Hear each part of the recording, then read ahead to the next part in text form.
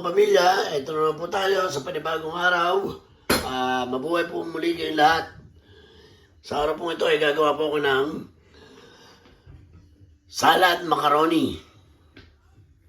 Yan. Ito po ang ating mga ingredients. Unahan po yung macaroni natin. Yan.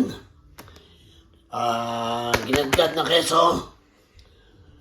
Chicken breast. Mayonnaise. Carrots. Pasas. Condensed milk. At saka po pineapple chunks.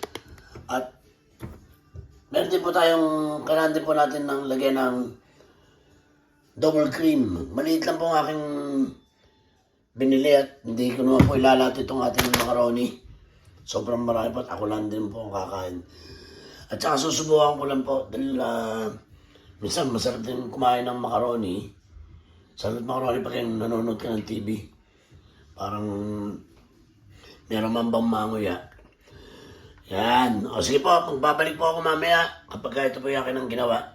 Pinakita ko lang po sa inyo kung ano yung mga kailangan natin gamitin na pansahog. Mamaya po muli. Salamat po ulit sa inyo.